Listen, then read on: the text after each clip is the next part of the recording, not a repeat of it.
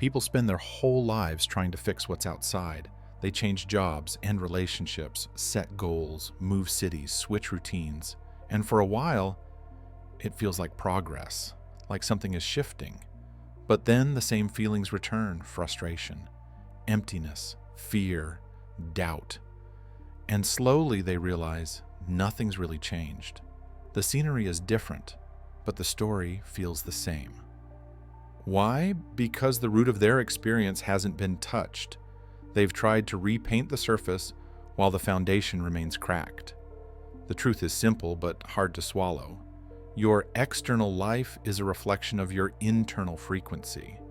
And until that frequency shifts, nothing real will change. What do we mean by frequency? Not in the mystical sense, but in the energetic, emotional, and psychological sense. Your frequency is the vibration you carry into every room, every decision, every conversation. It's shaped by your dominant thoughts, your emotional patterns, your level of self-worth, and your subconscious beliefs. It's the signal your entire being sends out, often without you even realizing it. And that signal is what life responds to. Not your words, not your wishes, not your plans, but your frequency. You might say you want success, but if deep down you believe you're unworthy, the opportunities will slip through your fingers. You might crave love, but if your body is still carrying the memory of betrayal, you'll subconsciously reject it. You might long for peace, but if your nervous system is addicted to chaos, you'll keep inviting more of it into your life. Not because you're broken, but because your baseline hasn't shifted. This is why willpower alone doesn't work. You can push, force, and try to overpower your patterns, but if your emotional frequency stays the same, you'll be pulled back into the same loops. Change requires more than action. It requires alignment, resonance, a shift in who you are, not just in what you do. We've been taught to treat symptoms instead of causes, to chase outcomes instead of understanding energy. We work harder, hustle more, think positive. And when that fails, we blame ourselves. But what if the problem isn't you? What if the problem is the framework you've been using? Trying to fix your outer life without healing your inner world is like trying to change your reflection in the mirror without touching your face. It doesn't work that way. The world reflects you. And that reflection starts at the level of frequency. Carl Jung famously said, "Until you make the unconscious conscious, it will direct your life and you will call it fate." That unconscious layer, that's where your true frequency lives.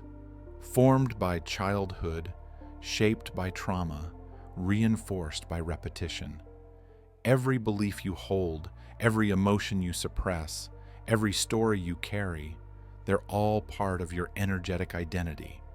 And unless you bring them into awareness, you'll keep manifesting more of the same. Think about the person who always attracts unavailable partners, the one who keeps hitting the same financial wall, the one who feels unseen no matter where they go. These aren't just coincidences, they're patterns. And patterns point to frequency, a specific vibration of thought and feeling that hasn't been interrupted, that hasn't been changed. Real change doesn't begin when you get a new job or meet someone new. It begins when you ask yourself, what energy have I been living in? What emotion have I normalized? What story am I still playing out? And most importantly, what would it feel like to live from a different state? Not temporarily, but consistently. That's the work. Not surface shifts, but deep energetic restructuring. Joe Dispenza teaches that your personal reality is a reflection of your personality. If you want to change the life you see around you, you must change who you're being, your thoughts, your emotions, your memorized identity. This isn't about pretending or faking a new mindset. It's about becoming coherent. When your thoughts, emotions, and nervous system move in the same direction, your frequency stabilizes. And that's when the shift begins, not because you forced it, but because you've matched it. It's not about trying harder, it's about tuning inward, about learning the language of your own energy, about noticing when you slip back into fear or scarcity, and consciously choosing a different state. Not once, but again and again, until it becomes your new baseline. That's when life begins to respond differently. Not because you changed your surroundings, but because you changed the signal that created them. Nothing changes until your inner frequency does, because your frequency is the blueprint, and the world, it's just the material that fills it in. Everything you experience in your external world is filtered through a very specific internal lens, your identity, but not just who you think you are on the surface. Your real identity lives beneath the conscious mind. It's a frequency, a vibration built over time from your beliefs, your emotional history, and the memories that shaped your nervous system. This frequency isn't what you say you want. It's what you feel is true, often without even knowing it. You can look confident, speak with power, and set ambitious goals. But if the signal beneath it all is rooted in fear, self-doubt, or a deep sense of lack, that's what life will reflect. Not your image, your energy. You might desire abundance, but if your inner narrative is there's never enough, that scarcity becomes your magnetic field. You might crave love, but if you were taught that love comes with pain or rejection, you'll unconsciously push it away or sabotage it the moment it arrives. Not because you want to suffer, but because your system is still aligned with survival, not expansion. So much of this operates below awareness. It's not logical, it's biological. Your nervous system memorizes your past. Your subconscious records every emotional shock, every rejection, every disappointment. And over time, it forms a pattern, a rhythm your energy starts to follow. This rhythm becomes your baseline, your default emotional state. And that emotional state becomes your frequency. This is why people repeat the same painful dynamics in different forms. The relationship ends, but the pattern continues. The job changes, but the stress remains. The circumstances shift, but the inner tension is still there. Because while the scenery changes, the frequency stays the same. True identity is more than labels and roles. It's a living field of emotion, memory, and expectation. It's how your body feels when you wake up in the morning. It's the stories you tell yourself before you fall asleep. It's the beliefs that whisper, this is just how life is.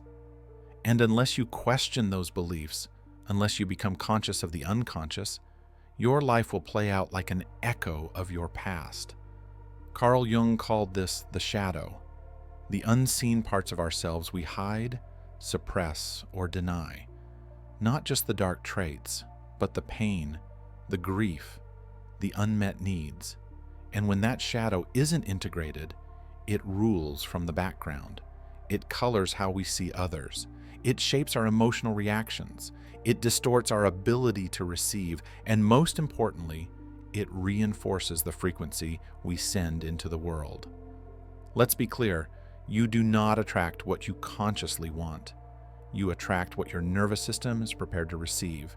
You attract what your emotional body is calibrated to. This is why people feel like they're blocked, why they say, I'm doing everything right, but nothing is working. Because it's not about what you're doing, it's about who you're being energetically. Joe Dispenza often says, your personal reality is a reflection of your personality, but personality in this sense is deeper than behavior. It's your emotional signature, the feelings you live in every day, the ones you don't even notice anymore because they've become familiar.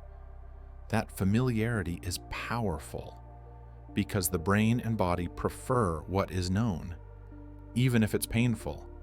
And so we unconsciously recreate what feels like home, even if it hurts. To change your life, you must first change what feels familiar. And that means going inward, not to fight yourself, but to meet yourself, to observe what you believe about life, about love, about your worth, and then to ask, where did I learn this? Is it even mine? Is it still true? The moment you begin to ask those questions, your energy shifts. Not because you've fixed everything, but because you've started to wake up. You've started to reclaim authorship over your vibration. You're no longer a passive transmitter of old programming. You're becoming an active participant in your own frequency. And as your frequency changes, so does your life. You'll notice new people entering your orbit, old patterns falling away, desires that used to feel impossible now start to feel natural, not because the world has changed, but because you're no longer rejecting what you once couldn't hold. You're no longer sending out mixed signals. I want this, but I don't believe I deserve it. You're becoming coherent, and coherence is magnetic. This is not a one-time shift. It's a practice, a devotion to awareness, a willingness to feel, a discipline of realignment, and the deeper you go, the clearer the signal becomes. Life starts to respond, not because you're forcing it, but because you're finally speaking the same language as what you're calling in. Change doesn't begin with action. It begins with awareness, with noticing what you're broadcasting, emotionally, mentally, energetically, before anything on the outside moves. This is where most people get it wrong. They try to do more. They chase results. They wait for proof. But in the quantum field, life doesn't respond to effort. It responds to coherence, to alignment, to the consistency between who you are, what you feel, and what you expect. And when those three things align, you don't have to chase. Things begin to unfold. So, how do you change your frequency? It starts by slowing down, by turning inward and learning the language of your body. Your emotions are the key. They are the signal. Most people don't know how they feel until it overwhelms them. They live in a fog of unprocessed emotions, recycled thoughts, and reactions they no longer question. But once you begin to observe yourself, without judgment, you start to shift. You step out of autopilot and into presence. And that presence is where the recalibration begins. You can't shift what you're unwilling to feel. This is why emotional awareness is step one. Not to analyze your pain endlessly, but to acknowledge it, to sit with it, to breathe through it. Your emotions carry data. They show you where your frequency has been living. Resentment points to where you gave too much. Fear points to where you lost trust. Grief points to what hasn't been integrated. When you allow yourself to feel instead of suppress, you release the static. And in that space, a new signal can emerge. But feeling alone isn't enough. The next step is to choose, not just once, but over and over again, to choose a new emotional home. This doesn't mean faking happiness or pretending everything is fine. It means elevating your baseline. Choosing gratitude when it would be easier to complain. Choosing presence when it would be easier to distract. Choosing trust when it would be easier to control. These small internal decisions, repeated consistently, begin to shift your emotional frequency. The nervous system loves repetition. It builds neural pathways, the way rivers carve into stone, slowly, steadily, over time. The more often you return to elevated emotions, peace, love, joy, clarity, the more natural they become. Eventually, your system starts to recognize them as home. And once that happens, your external reality begins to mirror that change. Joe Dispenza speaks of memorizing a new future, not just visualizing it, but emotionally rehearsing it until it becomes familiar.